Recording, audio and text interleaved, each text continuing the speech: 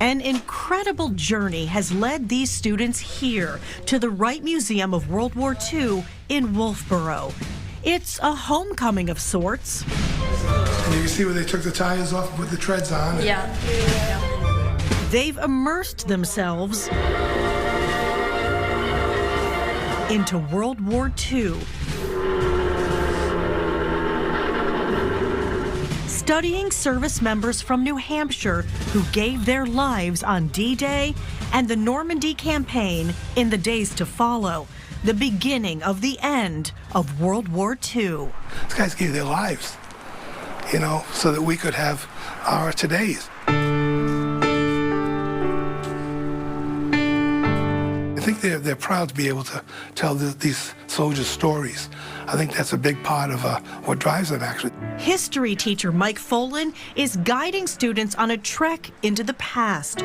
They signed up to be part of the World War II research group to learn about New Hampshire's D-Day heroes at home and travel overseas to see with their own eyes where the Americans were lost and where they remain. I think it's important for them to understand the sacrifice that some people made. With French teacher Peter Long, the expedition ended up in Normandy. I think it's overwhelming at first. If you look to your right, you can see the ocean and you can see the bluffs that the soldiers had to climb up. And then you look to your left and you see the cemetery. And it really is a moving moment for them. We had all the students put roses on the graves of the soldiers that they selected. We have one photograph of a student kneeling at a gravestone, putting a rose on it. One of the things that I'll never forget is one of the students was reading on the gravestone, and the soldier was unknown. The student had started filling up. I think the student realized that the soldier had given his life, and nobody knew who he was.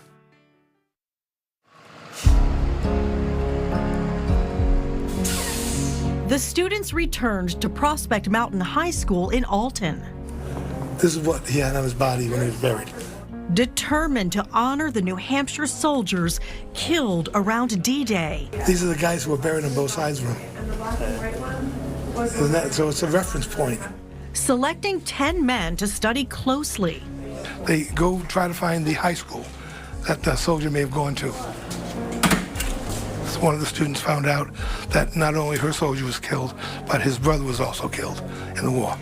And then you never know where it's going to take you from that point on. The Wright Museum wants to keep all our research on file, so they'll have it. So that's pretty cool. That color looks good. Yeah. They will present their research on the 80th anniversary of D-Day. The kids are making posters of all the information they've been able to gather. And we're going to put them on display here at the Wright Museum. And the students will be with their posters, willing to answer any questions that the public has. Going on the trip really helped me realize, like, wow, this was a lot. Seeing all the graves, it was really emotional. Reese Burke says she did not know at the time how much of an impact this trip would have. She's been studying her soldier for months. Kenneth Rowland Day, that's his full name. Just felt like getting the picture of him, and I could really, you know, get to know him more. It was nice. I found the church that he used to go to when he was younger. I got in touch with the preacher there, so yeah, it's a lot of research. I'm glad that I know his story, but I definitely want more others to know what he went through. Some students were able to match a black and white photograph to a white cross etched with the soldier's name in Normandy. Jack and Ollie are learning life lessons, studying fallen soldiers from New Hampshire. It was a weird feeling because how big it was, like, it spread out for so long. Like, I couldn't even see all the graves.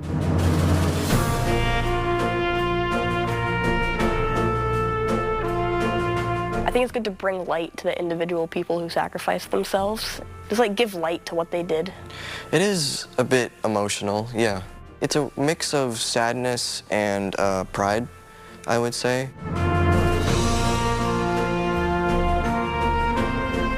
I feel prideful because I know that he died for our country. Also, to be able to highlight the families and be able to say, hey, your death is not forgotten. History teacher Mike Folan will retire after this project after teaching so many students for so many years about the lessons of World War II.